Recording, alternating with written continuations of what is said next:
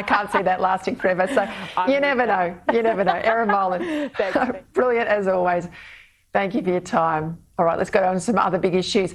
You will recall back during the 2014 Victorian state election, the Labor Party, led then by the opposition leader as he was, Daniel Andrews, used almost $400,000 of taxpayers' money to pay parliamentary staff meant to work for you as Labor campaign operatives.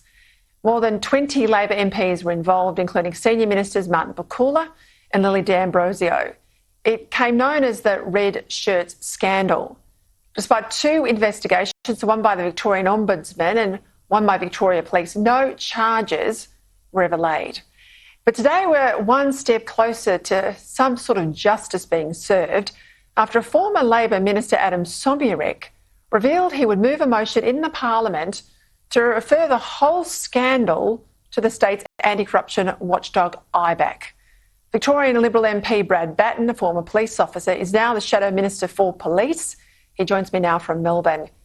Well, it gets worse, doesn't it, Brad, than just that introduction, because Somyurek claims that Labor MPs like him were told not to cooperate with Victoria Police's investigation. That in itself is very disturbing.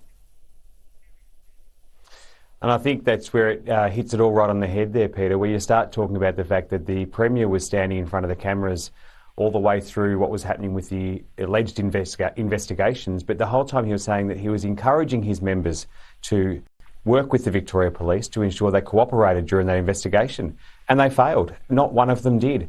And we need to make sure that the truth that is still then there is not hidden any longer.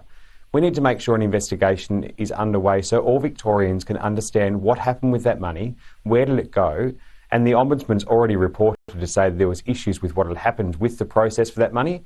Now, as you said, I'm a former police officer. If you sign a document that is for someone to be paid money, particularly from taxpayers, and you know the person's not working for you, that's fraud. That's obtained property by deception. It's not hard to work that out from anyone, so we can't understand why this investigation hasn't occurred. We've written to the Chief Commissioner.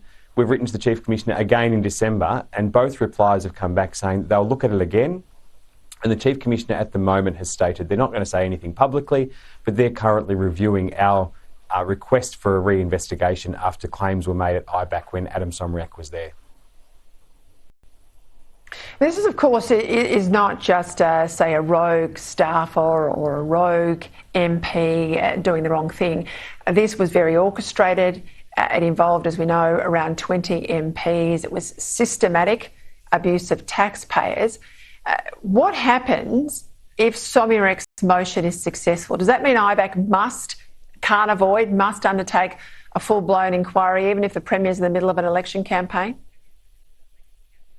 Yeah, and I don't want to sound like I'm trying to, I suppose, hide behind the old Parliament speeches we do this. There's got to go through that process within Parliament, of which we would welcome any investigation. However, the rules of Parliament can dictate how and when that referral can be made to IBAC, not just based on the members of Parliament. What we know is it must be investigated whether Parliament can pass a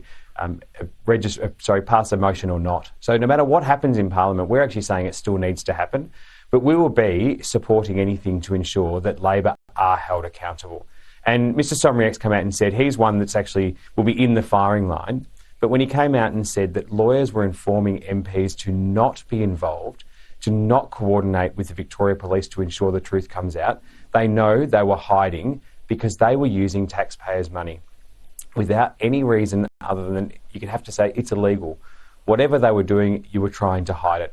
We've said to Daniel Andrews, we've said to those other ministers, we've said to all the members of Parliament who are involved, it's time to come clean. People in Victoria need to know what happened with that $400,000. And if they can't have faith in your answers, they can't have faith in this government. You can understand why Victorians are sceptical that these investigations come to anything at all. We know there was an investigation about iCook Foods. There were admissions about slugs on the floor, all of it allegedly done to damage the business of Mr Cook, which then went to the wall and cost him millions and all the workers their jobs. Of course, over Christmas, a report comes out to say nothing to see here. Do you think Victorians have any confidence in the judicial process or the integrity process in the state? I would actually say more and more people have lost confidence in not just Victoria Police management, but in the way that these investigations have been handled. And they raise concerns about the interference from government within those organisations. Now, I'm not going to sit here and accuse any particular commissioners or assistant commissioners of anything other than saying their right and responsibility when they get sworn in to uphold the right is to ensure that Victorians are protected first, not a political party, not someone else who's got something to hide in the background. And obviously we saw with iCook as well.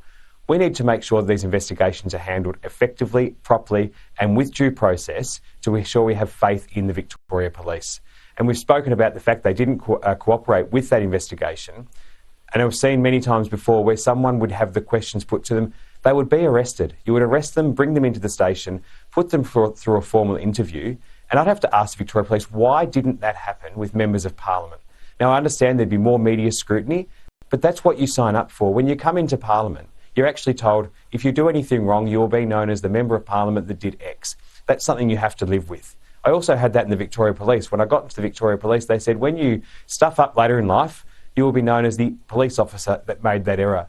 You have to live with that. But the Victoria Police have to be able to come out and tell everybody right now, why weren't people and members of Parliament interviewed when staff of those same members were interviewed? That's not fair, and that shows there's discrimination in the system to make sure they're protecting someone. I say to the Victorian Government, I say to the police, put the integrity back, get this investigation, release the data of why they weren't charged, or the information why they weren't charged, so we can all understand.